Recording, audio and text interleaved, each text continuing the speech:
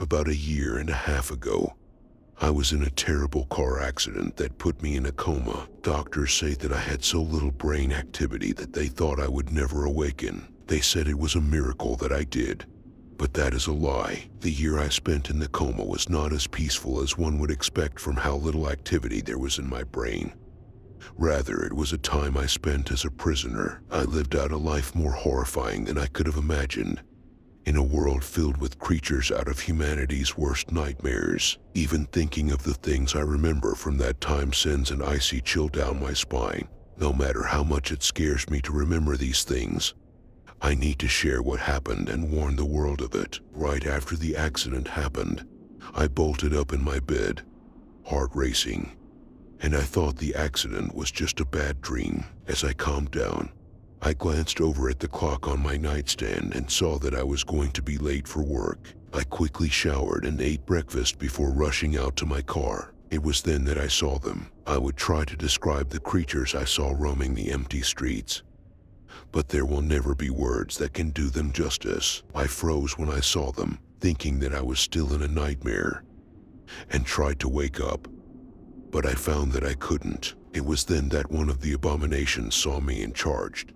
I hoped that I would wake up right before it reached me, but I didn't. I felt claws ripping into my flesh and heard the sound of my limbs being torn off as I died. Then I woke up in my bed, my heart racing before seeing that I was late for work. As I rushed out to my car, I saw my head on the ground. My face was frozen in pain and terror. I tried to sprint back into my house, but I was caught before I had made it more than a couple of feet. Once again, I felt myself die as the monsters ripped me apart. Once again, I woke up, heart racing. I looked out the window, uncaring of the time, and saw the creatures still outside. I spent the next month hiding in my house before I ran out of food and starved to death. The remainder of the year was spent in an endless cycle of dying and waking up. I tried as hard as I could to escape, but nothing helped. One day when I was hiding in my house, I suddenly woke up to find myself in a hospital bed surrounded by doctors. Some of you may be wondering why I am telling you my story after escaping the nightmare,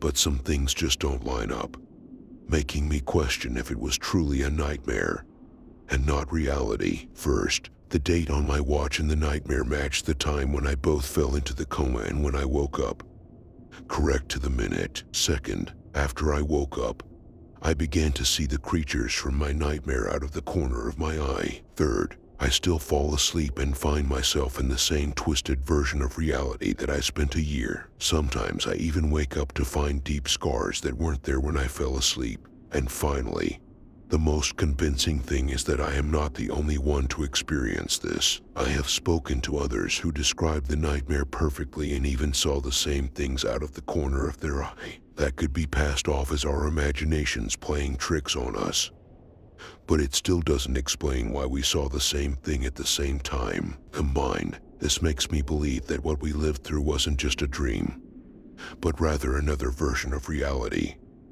one that we can never truly escape.